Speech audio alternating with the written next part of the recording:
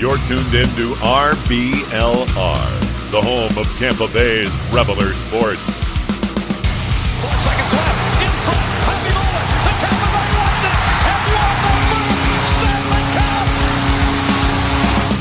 And the Tampa Bay Lightning have won the Stanley Cup. Lightning strikes twice. The Tampa Bay Lightning win their second straight Stanley Cup.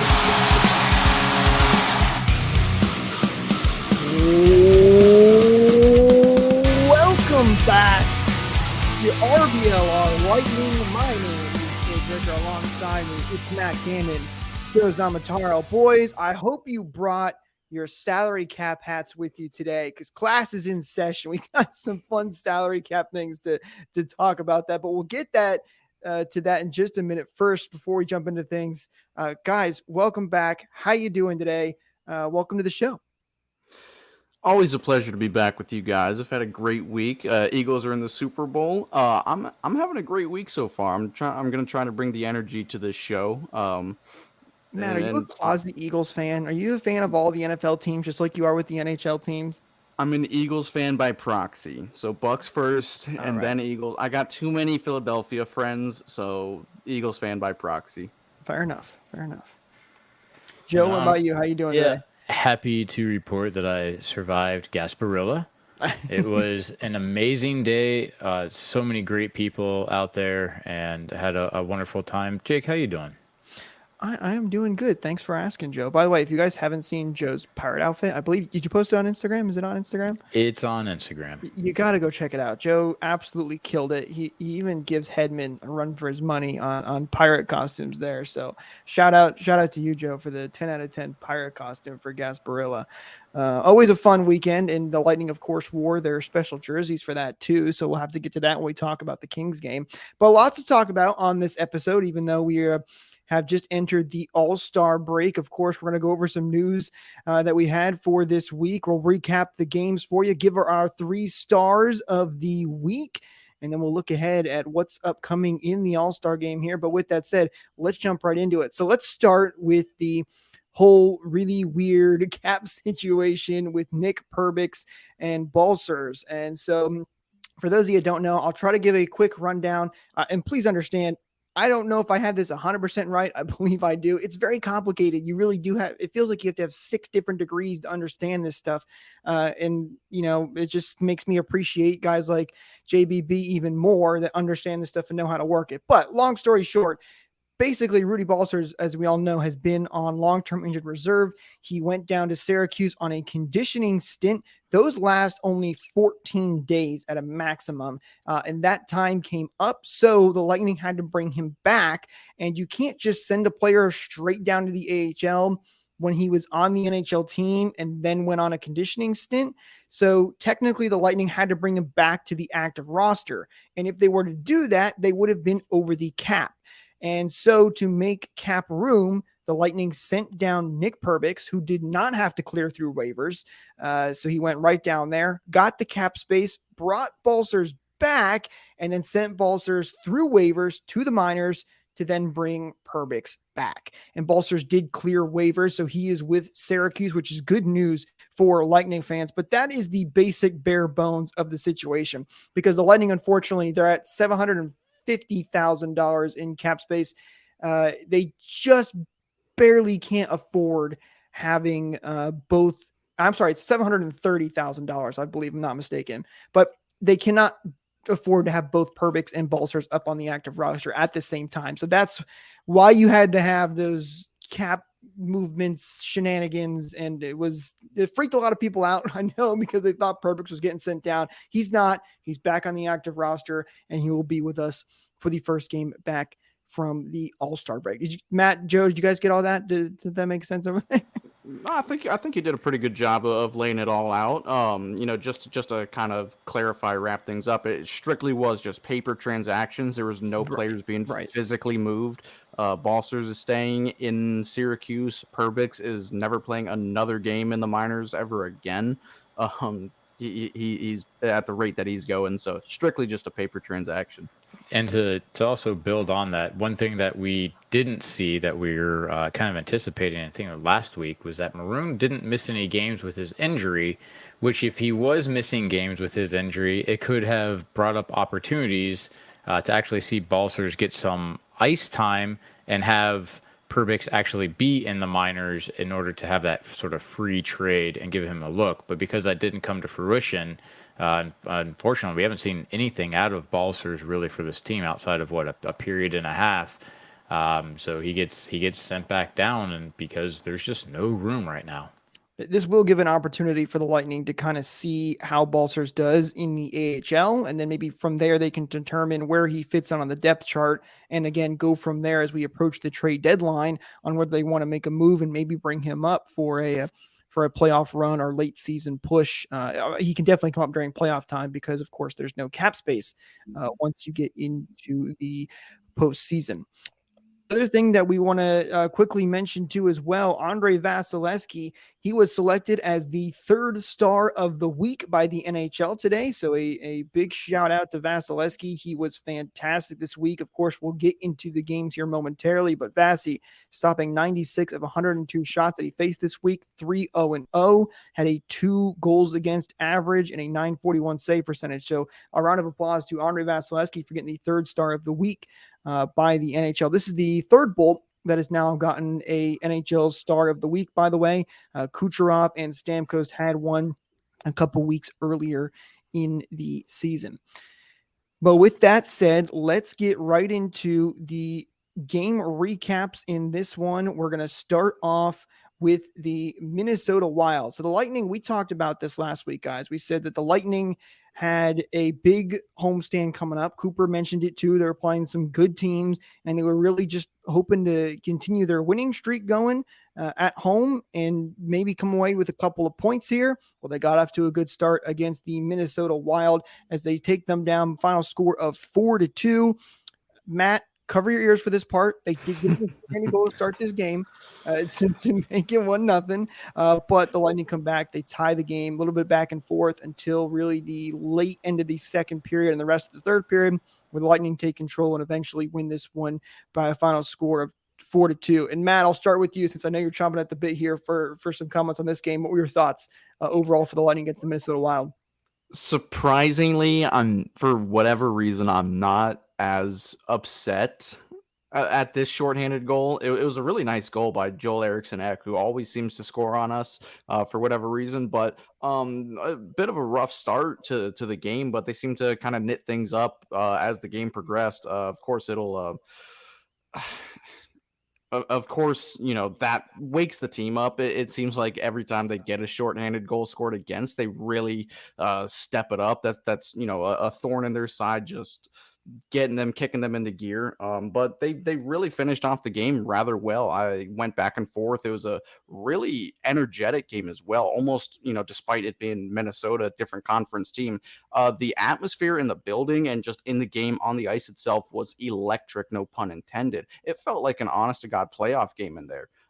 So a lot of back and forth action. Things got a little bit heated there as well. Minnesota, a tough team, fairly underrated team as well. So just happy that the Bolts, flipped the script from a couple weeks ago in that pretty nasty game against the Wild in Minnesota. So again, happy with the result. Of course, disappointed in the shorthanded goal, but what are you going to do? Hopefully we don't hit double digits. That's my new benchmark, is no double digit shorties.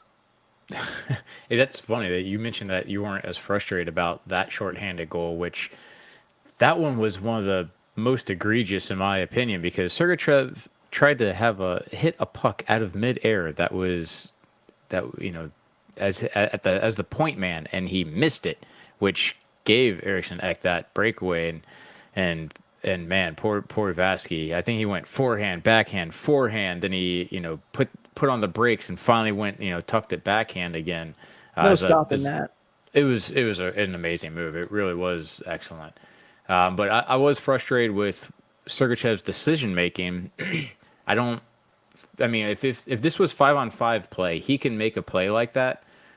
because you have another defenseman on the weak side who's going to back out of the zone, seeing the way that play is developing. But because it's a power play, he's the sole man that's up there at the point for it. And if he makes the play, I guess he looks like a hero, but it's still just way too risky. You're on the power play, you give up momentum. And it didn't work out his way, and the whole team gets burned for it. That one was very frustrating. One thing I will say, though, is we started to get some scoring, and continued to be a trend with the bottom 6 players. Corey Perry had an amazing tip from Ross Colton. And let's talk about Ross Colton's shot for a second. He couldn't get his shots past Corey Perry on that game. So both of Perry's goals came off of Ross Colton shots that he tipped right to the back of the net, and one of them was right as the power play ended, so it doesn't count as a power play goal. But it's still, I mean, that would have made the Lightning 2 out of 5 on the night. But it was still just basically a 5-on-4 goal because the other player that was exiting the box hadn't entered the play yet. But I mean, it was a really great play. It's good to see Corey Perry starting to be productive again, and that's a little bit of a trend as we continue through these games of the week.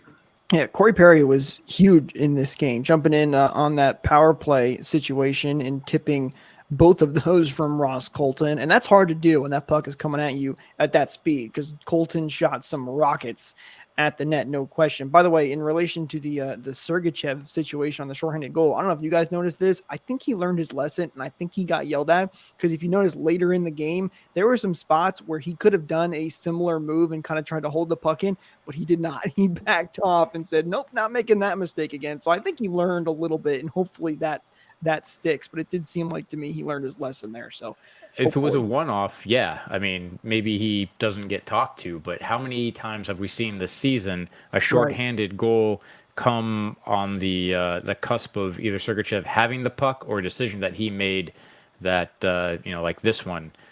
He's been responsible for quite a few of the turnovers for our shorthanded goals against. I'm curious how many shorthanded assists he might have. I can think off the top of my head at least 3, not including this one, Yeah. where he passed it directly to the other team. Him and Stamkos. Yeah. Which is Stamkos is a surprising one. You don't think of him as a guy that gives up shorthanded chances, but he did a couple. Bench him. You know what Matt mentioned too, that this felt like a playoff game. I really did think that a lot, because there were some big hits, a ton of energy, and one thing that we also got to see was a Kucherov that was playing. He was kind of pissed off. He was playing with some real intensity that game. Let's be honest. Kuch feels like he's playing pissed off every single game. Is there a game that he's not pissed off? Well, he doesn't have 3 goals and 3 assists in the game, he's underperforming and he's mad at himself. I'd say 3 assists and maybe a goal, because we've seen him earlier this year literally have an empty net where the opposing team pulls the goalie and he skates up to it. He's like, I don't want to put this in. He looks around for someone to pass to. Yep, but he does. But that's not what we saw at all against Minnesota, right? He got that puck and he buried it on the empty net. Well, there was I think it was on NHL Network, and I can't remember. I think they talked about this before the Boston game, but they did a great segment on Kucherov and how you don't know what this guy is going to do. They were showing replays of him on the power play and how every time the puck comes to him, it's the same motion. He gets his stick, way up high, really high, and then you can't tell until he's coming down and starts to turn his body if he's doing a slap pass or if he's doing a shot. And if you watch some of these power plays, what makes him so good is Kucherov will take a shot, and if he scores, great, he scores. If they miss or it's a save and they get the puck back and they start to cycle around, he does the opposite, or maybe he'll shoot it again. And there's no way to tell what he's going to do, and that's what makes him so good on the power play. And I think we were talking about that last week too. I think I may have mentioned it, that he will never do the same play twice, within a given time period. If it doesn't work the first time, he'll sell you on him doing the exact same thing, maybe a one-time fake out or something. But whatever the second option is, it will not be the same thing as the first. He's just elusive. He's sneaky like that. And that's what we saw with that Paul goal, where he shot one of the one-timers. He wound up for the exact same shot and put it right on Paul's tape, who was in the slot, to tip it home. And Paul said he didn't look at me the entire time. He had no idea that was coming, which I want to bring that back to how productive Point, Kucherov have been with Brandon Hagel, with Hagel trying to adjust to that level of skill, that speed, the unpredictability.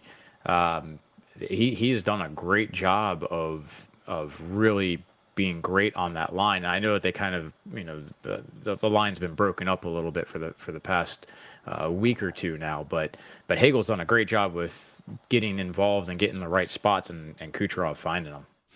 And every player has had to learn when they play with Kucherov that you have to be ready at all times. I think Ross Colton was one of the first ones to learn that with the goal against the Panthers back in the playoffs. But you guys are absolutely right. It was a playoff-like atmosphere. It was a fun game. Luckily, that shorthanded goal didn't cost the Lightning, and they get the win. And at this point, they had tied their franchise record for home wins in a row with 11. So a huge win for the Lightning coming off this big playoff-like win, and they would have to do it all over again when they took on the Boston Bruins. Another huge game. We talked about it last week. We said this was the game we are going to circle on our calendars. The big, bad Boston Bruins that are on a huge run coming into Amalie Arena. The Lightning were wearing their one and only reverse retro jerseys, and unfortunately this was the last time that they were wearing them, which is a bummer, I know, but luckily, hopefully you guys got your merch, and I know Matt's got his hat on right now. He's rocking it,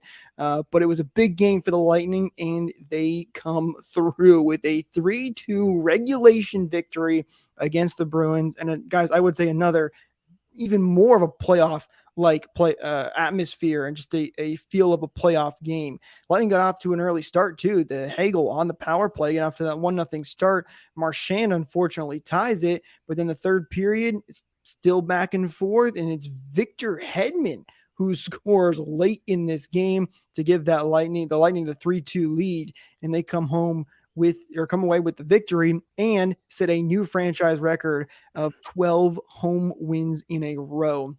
54% on the faceoff circle, 1 for 3 on the power play, penalty kill, a perfect 2 for 2. A fantastic game for the Bolts, and what a game it was. I completely agree where you said this was more of a playoff atmosphere. I thought when we were watching the Wild that was a game that felt like they were really playing just a tight, strong game. They were checking well. It felt like there's more intensity than some of the other games. But they took that, whatever they had at the end of that game, brought it into this one, and took it to a whole new level, because this felt like they were playing as if something was on the line. And I would say that the Bruins did as well. The Bruins have had a target on their back for a couple months now with the start that they've had. And the Lightning, I think, were really ready for this game. The opening shift, they started with Maroon, Colton, and Perry. And the opening shift, the Lightning had about 48 seconds of deep zone pressure to start this one, that was a killer start, I thought, to have your what would we call that? Our third line get that much pressure and get that much time in the offensive zone. And it continued throughout the night with a lot of really good defensive plays, smart plays from both sides, and disciplined plays. The Boston Bruins had 2 opportunities on the power play. That means that we only took 2 penalties the entire night, and that's what you want to see when it's a playoff game. You don't make you don't take stupid risks that would give someone that's so potent like the Boston Bruins a chance to go up a man, and they didn't score when they were. I think I can speak for everybody here. The first goal, the Brandon Hagel goal, when he had a clear shot chance to just take the shot and then passes it off to Nikita Kucherov. Did anybody else just have a split-second freak out right there? Like, a Phil Esposito moment, shoot the puck. My inner Espo was yelling. Yeah, my inner Espo was yelling for sure. I think I was literally typing in our group chat, like, why did he not shoot the puck? And then he later scores the goal. I think you're getting to. So I was like, oh, all right, never mind. We're good. Yeah, I mean, I definitely personally was freaking out real quick, but he ended up making a great play. Great pass to and from Kucherov back to Hagel, deking out Linus Olmark. Not an easy goal to score on, but a great goal by Hagel. To me, this was one of the most, if not the most, I'm not going to give it that title yet, but one of the most complete games I've seen from this team this year. Dave Mishkin himself said this is probably their best game they've played this year. I 100% agree. I was saying that best game so far this year for the Bolts and most entertaining game as a fan, in my opinion. I'll definitely agree with that. I don't in the terms of entertaining games. Close second for me on that one. That's another good one, but I can't say it's their best game of the year. Definitely a very complete. It's top 3 for sure. I'm not going to do a ranking here, but again, I was very, very happy with their performance through all 60 minutes of it. Of course, they gave up 2 goals or whatever. They were great. They're good chances. They weren't made from mistakes or anything like that. One thing that Dave Mishkin was really hammering home on the Power Lunch podcast was it was mistake-free hockey for both teams up until the game-winning goal. But for the most part, it was mistake-free hockey. There was one Nick Perbix turnover that was it was a pizza right up the ice. Thankfully, right up the ice. I love that saying. you ever heard of that? You just I've never heard the guy that a pizza. It just means an awful turnover in the middle of the ice. And I think he gave it up to Pasternak too, but somehow by the grace of God, Vasilevsky came up big on that save, and crisis averted. But that's the only mistake I can really think of in this game at all. I'm not going to count any of those penalties or nothing. So if you couldn't tell, this game really won me over. It was just a complete beautiful game from the Lightning. And, when you consider all the facts against the Boston Bruins, against the team that's got a sizable lead in the standings right now, the team with the target on their back, everybody brings their A game against them, and it seems like nobody can really topple them. Now Boston's on a little bit of a losing streak. They've lost 3 in a row. I think here I am cheering. Like I said, Connor Bedard, you are a Bruin. That would be something. You want to talk about a collapse? That would be a major collapse. Is that even possible? Is that even theoretically possible? I think they've already clinched the President's Trophy at this point, and they can have it. Feels like they have. And hopefully they pick it up, and that's the hardware that they win this year. I do want to bring up one play specifically where there was a puck that was shot on Vasy somewhere in the first. I think it was towards the end of the first that squeaked behind him, and it was rolling. And I don't know if you guys took a breath the entire time, but I know that I was on the edge of my seat. I think I was standing up actually, and Cirelli came in and sweeped the puck off the goal line. It was probably even touching the goal line as it was rolling past Vasy. Cirelli tied up the Bruin that was standing right there. And then I don't know if he got the clear too. He kicked it too. Okay, he tied up the defenseman and got out of the crease. What a play! Saved that goal essentially twice. That was going to be a tying goal in the first period, and that momentum swing. Who knows what happens? If you remember the first matchup of the year against the Bruins, the Lightning played really well, got a 1-goal lead in the first period, but couldn't keep it because of the momentum swing, and that could have been that sort of play that is a goal that Vasy would have liked to have had back, right? Because he got most of it, and it's just rolling. But Cirelli was there to save the day. Yeah, that was a huge save. You're absolutely right, and it was a huge win for the Lightning. There's 2 more things I want to mention from this game quickly, though. First one, did you guys see the fan where Brad Marchand was talking to the referee? Oh my God! He did a little imitation of Brad Marchand at a high. That was pretty funny. I have to give credit to him. That was pretty funny. In the words of Pierre Maguire, he looked like a serpent with his tongue. Oh, you gotta love it. And then the other thing I wanted to mention too is, like I said, so this was the last time the Lightning were wearing their reverse retro jerseys. They wore it 6 times this year, just like they wore it 6 times when these jerseys first came out. I've got to say, I'm really bummed about that. I hope they bring them back. In fact, I think it was Anthony Cirelli who said, he really enjoyed wearing the jerseys and thought they looked good at him and that they should still wear them. So hopefully, fingers crossed, they come back. But they're Sorelli might be the only one with that opinion. You guys remember when they revealed them to the players? They're like, "What are these? Is this supposed to be fire?" Like the Lightning social media team also posted a picture of the players celebrating the Hedman goal, which, by the way, shout out, we didn't even talk about Hedman. Hedman was good in this game and made a huge play. He hasn't been too hot, but he's been really good as of late. And he gets a good goal in this game. But they posted that picture of them celebrating, and they said, don't be confused. They're cheering for the jerseys, which I thought was hilarious as well. It's a bummer.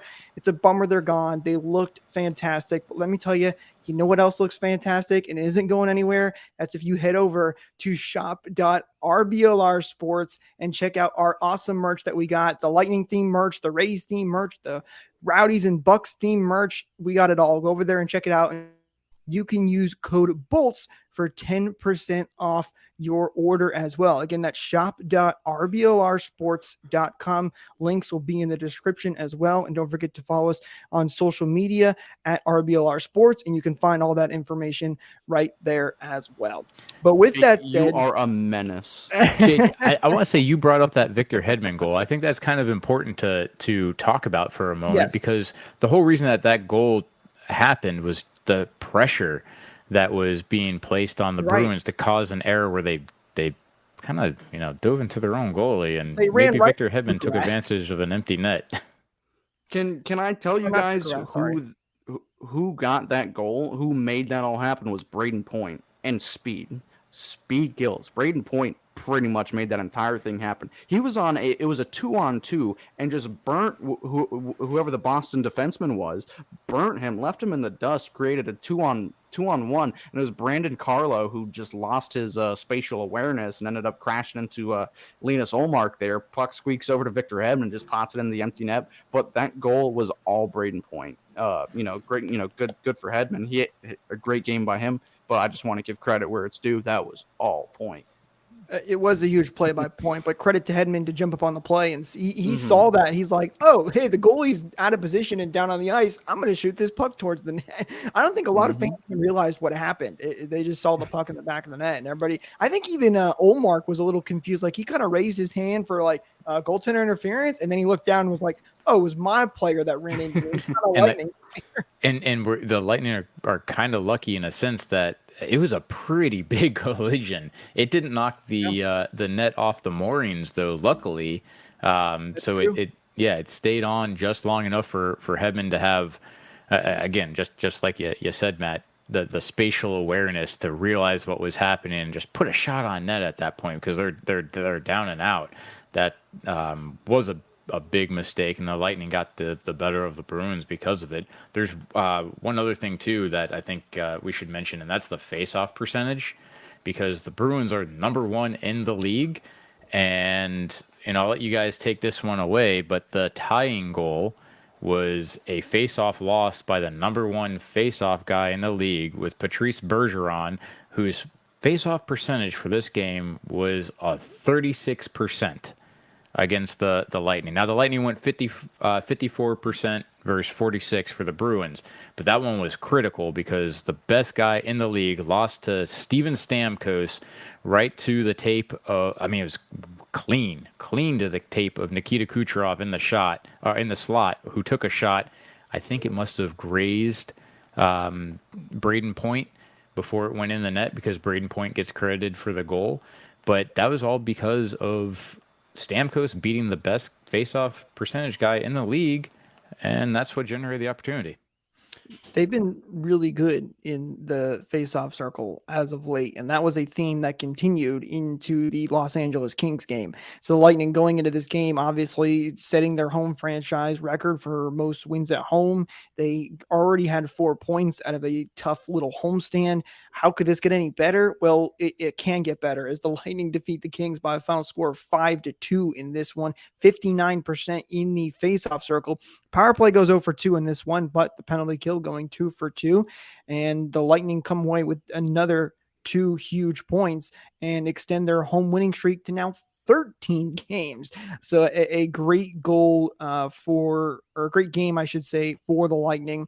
Belmar, excuse me, he scored a goal in this game, and it was a huge goal for him, because those of you that don't know, unfortunately, we kind of found this out last minute after the game, but his mom recently passed away. So condolences to him and his family. He got choked up in a post-game interview, saying that he knows that she's proud of him, but just, that's a big moment for him to score that goal with that recent news. So our condolences to Belmar and his family there. But a good game for the Lightning overall. The Kings got back into it a couple of times and still had a chance to come back in this game, but the Lightning never let them do that.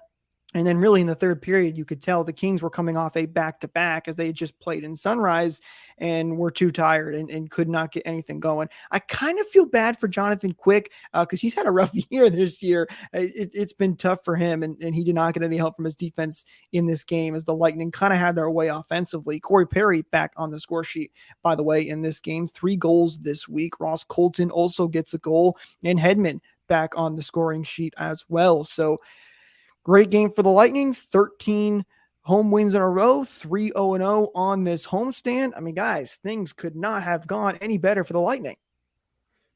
They're incredible at home, man. I don't know what it is. I don't know what it is on the road. It seems like they're starting to pick up their game on the road, but man, at home, they're on fire. They're creeping up in the standings. It's all but inevitable that they're going to play Toronto in the playoffs, unless a major collapse by either team. Which at this point, or by Boston, I'll pass. But it's happening. You already broke them, Matt. It's happening. No, they're not even making the playoffs. They're getting first overall. But no, home ice advantage is going to be crucial. I know last year it didn't really seem like much of an issue. The mantra for this team is just get in and then deal with it there. But on it, and that Toronto home crowd, I know I'm going kind of off topic here, but that Toronto home crowd last year, they were loud. They were impressively passionate at that game. So home ice for the Lightning is going to be a huge deal. But back to the game, back to the Los Angeles Kings game. This was a great game. They started out pretty well. I think Los Angeles had the early edge within the first couple of minutes of the game, and then just everything got flipped upside down. Jake, like you said, I love Jonathan Quick. He will be my opposing favorite player of this week. He's actually one of the only hockey jerseys I own is Jonathan Quick. He was one of my first favorite goalies before Vasilevsky made his mark in the league.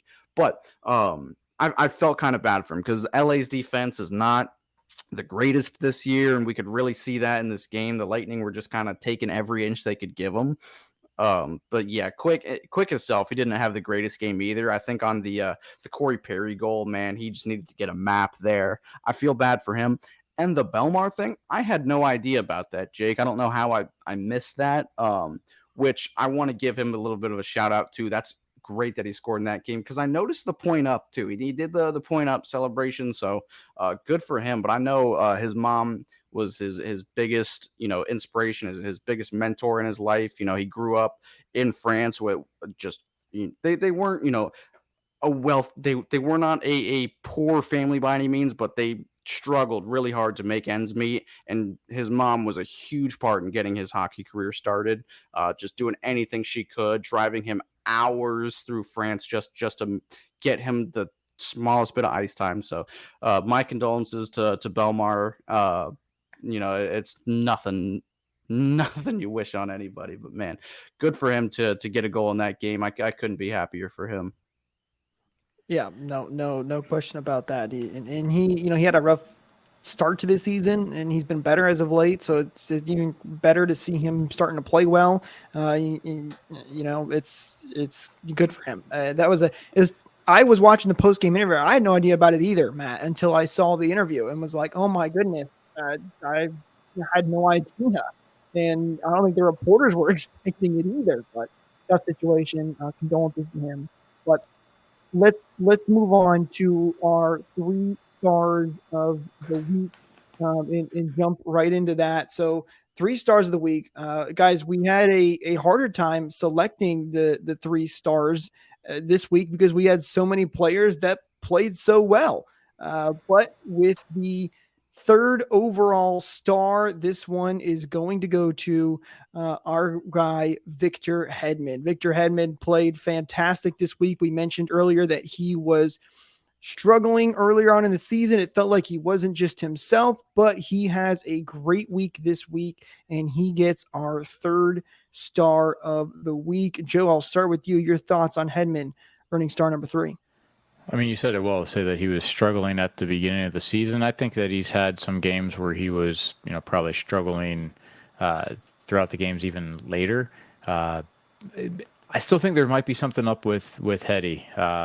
He's not moving quite as quick sometimes as we expect him to be, but he had a great week this week, and I love seeing him as our 3rd star. And you mentioned that we struggled this week finding who our 3 stars were going to be, and if you remember last week, we struggled finding who our 3 stars were going to be for the complete opposite reason, where we just didn't think there was anyone worth pointing out that had a really great week.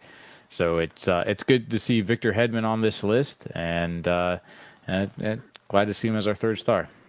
He had a really strong week. I've been very, very impressed with him. He's one of the people I will back to the day I die. But yeah, he did have a bit of a rough start to the season.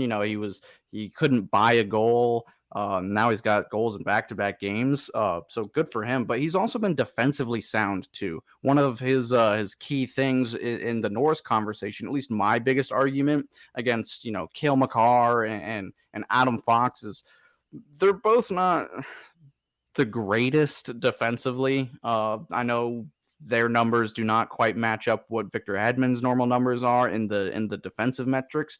So that's always my argument, is he's the best defenseman in the league. Those other two, to me, they're just kind of 4th forwards on a line, but I'm not here to talk about that. Victor, no, he's played great as of recent, and he's also starting to rack up the points as well. Again, it's nice he's got goals in back-to-back games, but he's already caught up to Mikhail Sergachev in points. He's got a little bit more to go with the goal department, but they're tied right now with 33 points each, which I know it sounds a little lackluster, but for Victor to catch up to Mikhail Sergachev like that, kind of all of a sudden, because at a certain point he was like 15 points behind Sergachev. So he's had a mid-season resurgence. His offense has definitely gotten better, but I have to agree with Joe. It does seem like there's still just something not right with our boy Hammond. But hopefully this is the start to him getting even better and back into that Norris Trophy caliber shape that we know he can be. But let's go to our 2nd star of the week now, and that's going to be Ross the Boss Colton. Ross Colton with an excellent week. He gets a goal and 2 assists for a total of 3 points. We kind of talked about him in the game recaps, guys, but Colton, it just seemed like he was skating on another level this week. He was flying at such a high pace, making plays, getting good shots on net. We talked about the 2 hard rockets he took on the power play that Corey Perry tipped into the back of the net for goals, but just a great week for Ross Colton. Matt, I'll start with you. Your thoughts on Ross Colton earning the 2nd star of the week? He was a buzzsaw this week. He was hard to not notice. He almost looked like trying to copy like Brandon Hagel out there. He had a tremendous 2-way game. He's been hitting people left and right. He leads the team in hitting for forwards, and he really made his mark in that Minnesota game. I thought he was the Minnesota and the Boston game. He was kind of everywhere. Of course, he plays pretty limited minutes, and whatever he got, he took it and ran with it. So not only just putting up points, I don't think he has any goals this week, but he had an excellent chemistry and connection with Corey Perry with those 2 tip goals, and just kind of everywhere. Again, playing limited minutes, doing what he can with that. I was very impressed with him this week, and he's an important piece to this team. So I'm just happy to see that. I think he is his first time on our star list this year, I want to say. I believe so. It is. So. Yeah, that's great to see. He's, again, a bottom 6 guy that was producing. Obviously, he had the 2 shots on net that were tipped by Corey Perry in the Minnesota game. But I actually have notes that from the Boston Bruins game, and quote from my note: Ross Colton is everywhere, deserves a star. Swear to God, that was my note from the Bruins game. He really was. He was flying all over the ice and playing the full 200-foot game, really breaking up plays and making plays. He was all over the ice and against the Bruins, and then to score again with the game against the Kings. He had a really great week, which I do think that just to take a quick second from Colton, there should be an honorable mention of Corey Perry, because he also played extremely well, having a few goals here. I think he had 3 goals, and then also on the Belmar goal, he was a screen in front to create that. But the reason that those goals happened for Corey Perry was that Colton put pucks to the net, was able to create a lane in order to shoot, and the goaltender couldn't save him, but it looks like Corey Perry tipped him so that Ross Colton couldn't get credit for those goals either. Corey Perry was very good this week and deserves an honorable mention, and so does Andre Vasilevsky. He got the 3rd star of the week by the NHL, though, so he gets his recognition there. By the way, Hugo Alnefelt also, he was great down in the minors this week. I think he got the 3rd star. He got what they call the brick wall of the week down in there in the AHL, so he had a good week. So shout out to Hugo Alnefelt, who's been playing really well. But with that said, let's get into our first star of the week. And really, there's no surprise in this one. It's a guy who's been on this list just about every single week. It's Nikita Kucherov. Kucherov, he had, again, just unbelievable plays. He was a wizard out there. 1 goal, 5 assists for a total of 6 points. I'm running out of things to say, guys, about Nikita Kucherov. We have to talk about him so much because he's that good. It's quite unbelievable. Joe, I'll go to you first here on this one. Your thoughts on Kucherov earning the first star of the week here on RBLR?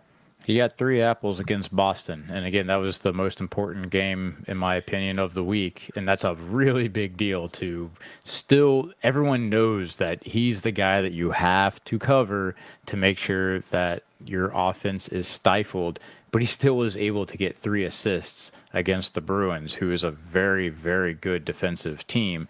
And then, add to it with an assist against the Kings and a goal and an assist against the Wild. He just is unstoppable. Yeah, I'm going to pass on this one. I'm going to bring nothing new to the table. I'm not going to provide you any valuable information that hasn't already been said about him. So, no, I'm entirely Kucherov, kidding. go. Enough said. Yeah, I mean, two words, Kuch goat. No, he was incredible this week. I think he was our first star last week, if I'm not mistaken, or at least one of the stars last week. I think this week he really stepped up. Yeah, 6 points across 3 games. And not to mention, he got scammed out of a goal. I still don't completely buy that hit off Braden Point, the goal off the face-off there in the Boston game. But hey, that's his he'd rather goal. have. You're right. He'd rather 99% of it is Kucherov's goal, but he'd probably rather have the assist anyway. Maybe is it because he's the assist leader in the NHL and he just wants to keep that title? Yeah. Is that why he wants all those assists all the time? Because he just leads the NHL in assists and is on pace for, I think, over 90 assists, maybe even 100, which is something we've seen done in forever. I like the pseudo conspiracy theory there. I really like it because if that one hit Pointer, it hit him so subtly. It'd be like the wind moving a jersey, sort of subtle, where it hit his skate. It's like 2 atoms just grazing each other. That's really what it was. They still counts points goal. It was surprising. I mean, they changed that after the game.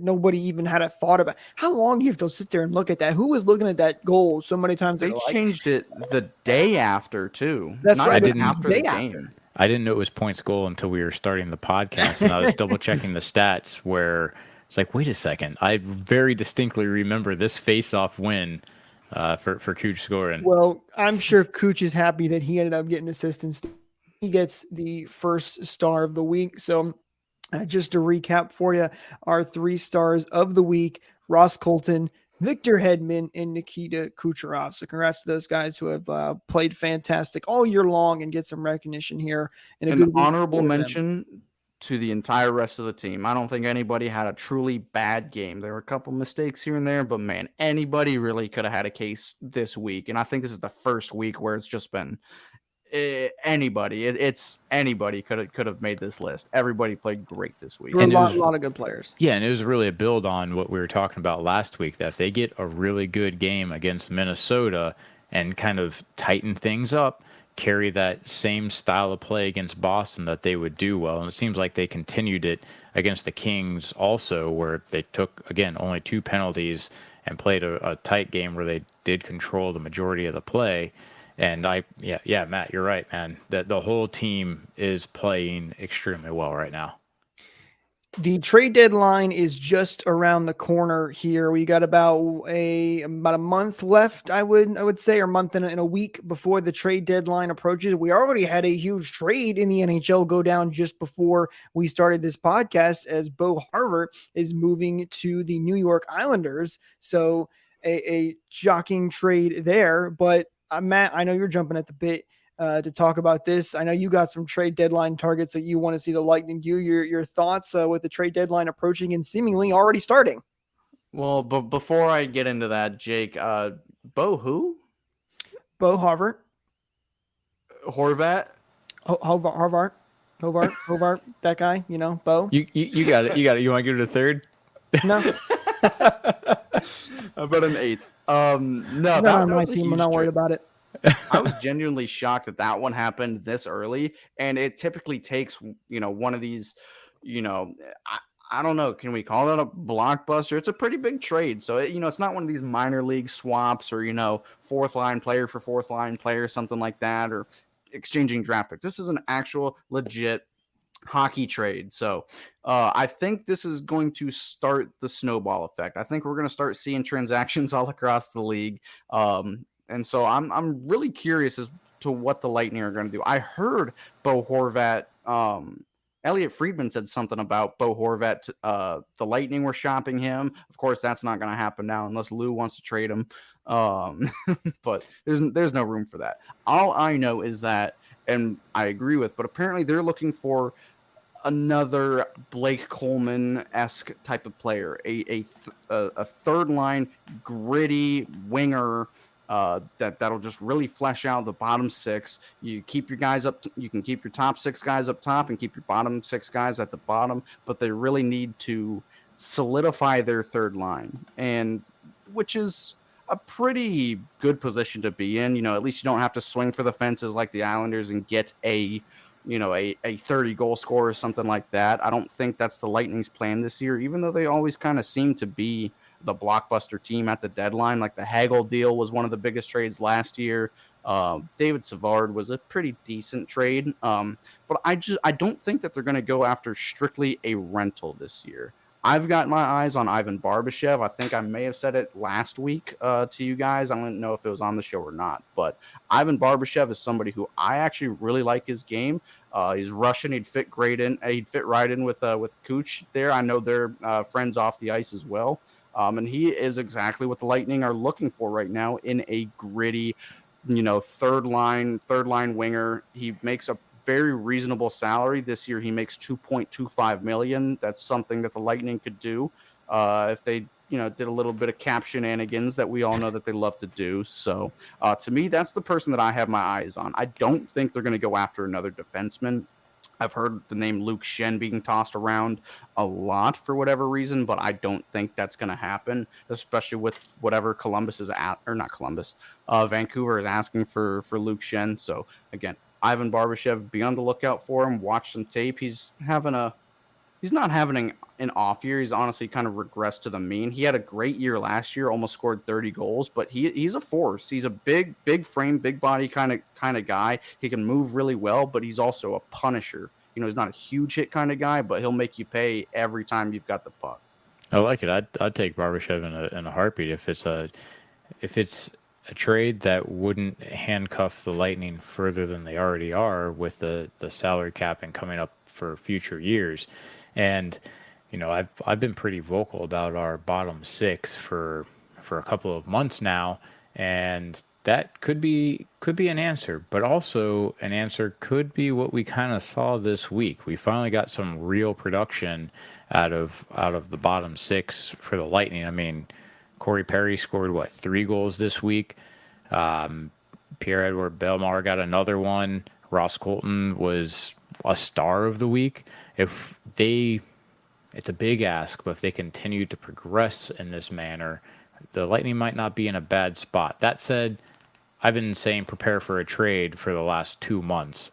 I think that a move should still be made, and maybe that would fit the bill. I fully believe a guy that can put up numbers and stimulate the rest of the guys is what the Lightning absolutely need. And, I like your scouting there, Matt.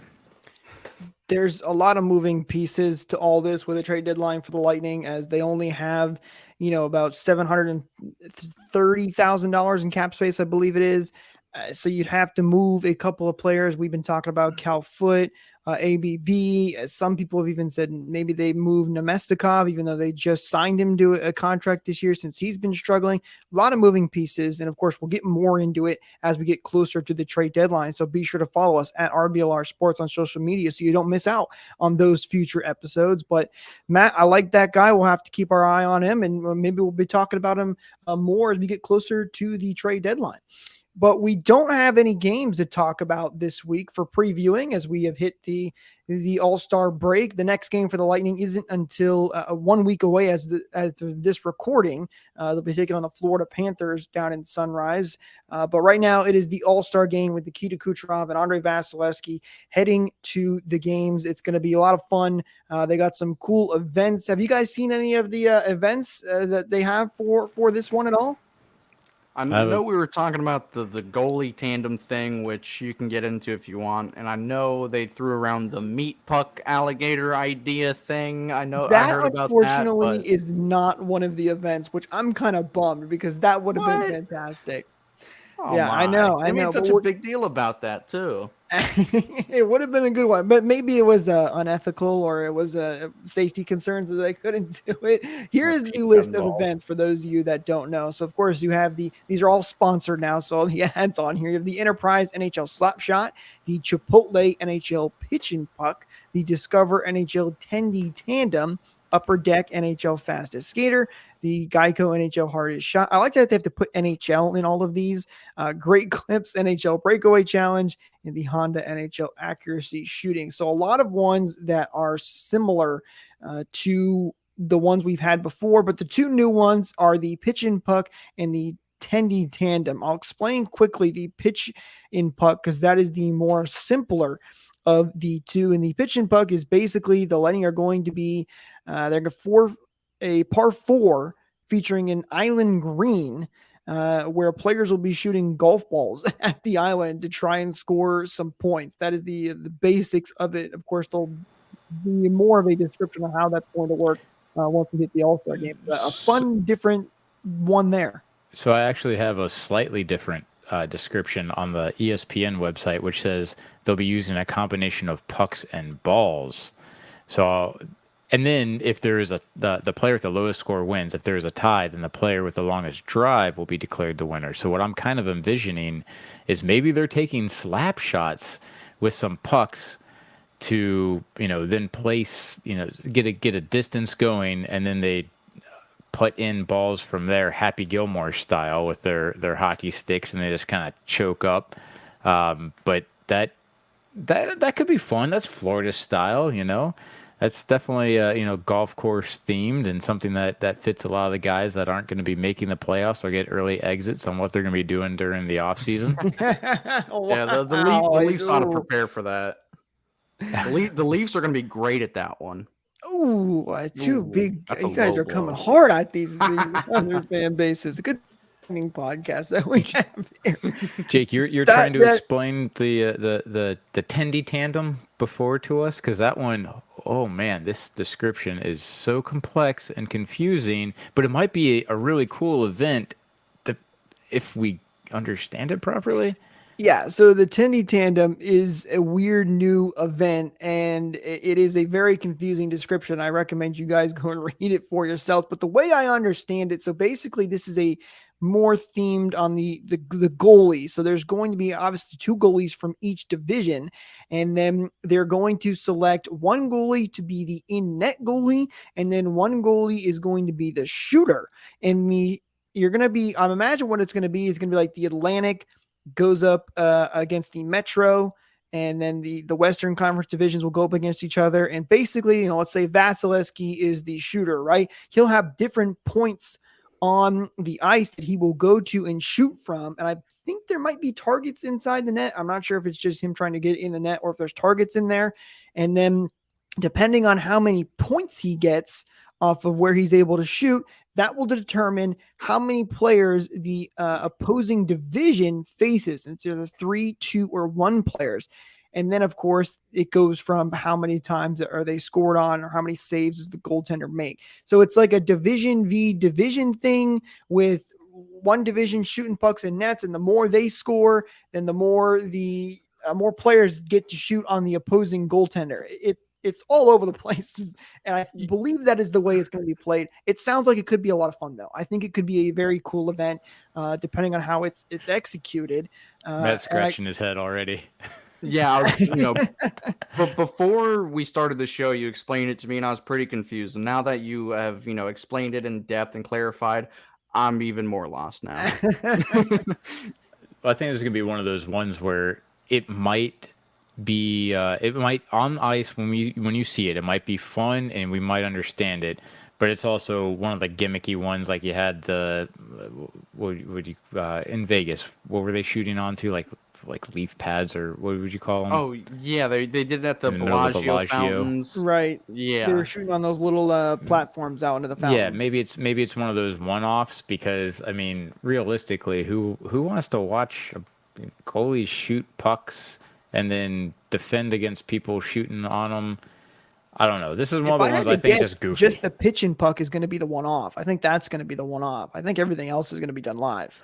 Well, all right. So what I mean is, that one's more tailored to the venue, but this is like one of those goofy kind of games that just I don't know. I don't think it's going to strike anyone. I mean, for that matter, you got the splash shot, which, where else are they going to do that except for Tampa Bay? You're absolutely right. I'd rather see goalies shooting on goalies. I think that would be more entertaining. You just have a one goaltender go around a couple of times and try to deke out their opposing division rival. I think that would be more entertaining there. But of course, we'll have to wait and see how that all plays out. If only Bish and Mike Smith were in the All-Star game. That would be a very entertaining shootout, as they were two of the best puck handlers in the league. Before we move off the All-Star game and start to wrap things up, I gotta ask: are either of you guys law enforcement? I am Negative. not. That's unfortunate, because I would like to report a crime. Braden Point has been snubbed for the 3rd time for the All-Star game, and I'm upset. Matt, you and all of Bolts Nation are upset. We need a appearance from Braden Point, a special guest appearance to take on Connor McDavid in the fastest skater challenge, because it's not right. Ever since we knew he was so close to beating Connor McDavid, we needed that rematch, and we just haven't been able to get it. That's thanks to the NHL rule that every team's got to have one player. What do you guys think for the hardest shot? What do you think we're going to see this year? Any favorites? I'd have to go back and look at. Well, there's not a lot of defensemen, and usually there's some of the better ones at shooting the puck. So that's a tough one. I don't know. I'm looking forward to discussing this next week. To see who surprises us with all these different events. Especially, sometimes you get a real surprise in the breakaway challenge where someone's wearing a cowboy hat with sunglasses and using 2 sticks to go out there. Event ever. Best event. That's the one I'm looking forward to the most. Here's a question for you as well. Where are we seeing the Lightning players? Obviously, Vasilevsky will do the Tendy Tandem. But where does Kucherov go? He's got to go in probably like the accuracy shooting or something like that, right? Hold on. Off topic, Kuch would be great at that. He'd also have a wicked slap shot too. Bo Horvat's an all-star. How is that going to work? That's true. Is he the only entry from Vancouver? He's the only Canuck in there. So wow, that's an interesting dilemma. I was going to say, well, maybe he's an Islander for that, but that means Vancouver wouldn't have a player in the All-Star game.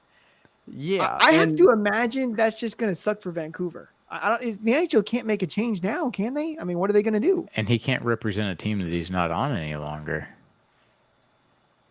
You can't have him wear Vancouver. Matt, you just blew everybody's minds with that and got us stuck on thinking of that. Well, hey, you broke me. If you listeners at home, if you guys have any ideas, let us know at RBLR Sports and what you think the NHL should do there, because I have no idea. I would imagine he's just going to be an Islander, and Vancouver's not going to have a player. I mean, you can't throw an additional player in there either, so that's a weird situation. Yeah, that's really, maybe he just suits up for the Pacific anyway. This week.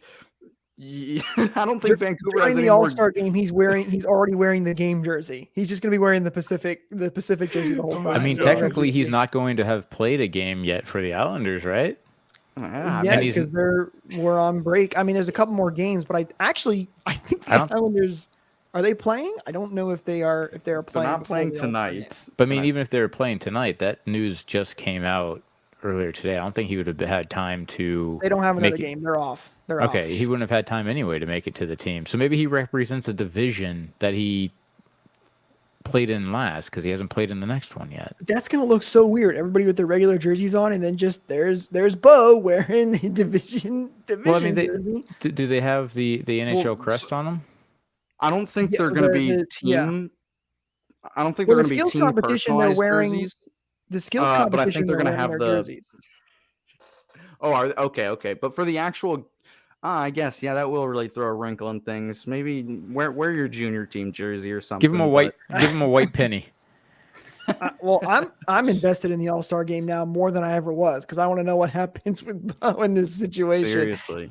But we will recap it right here for you. It's another reason to go follow us on social media, again, at RBLR Sports, so you don't miss out on that episode as we recap the All-Star game, which should be a ton of fun. I think it's always a fun weekend, and it's going to be a good break for the Lightning. They got some time off here to get reset and get back into the swing of things as they are on a hot streak right now. And the second half of the season, that's the sprint, if you will, to the end to try and make the playoffs or move up into the standings a little bit. But thank you guys so much for tuning into this episode once again. Appreciate you guys. Don't forget to like and subscribe so you don't miss out on any more episodes. And we'll see you guys in the next one. Go Bolts.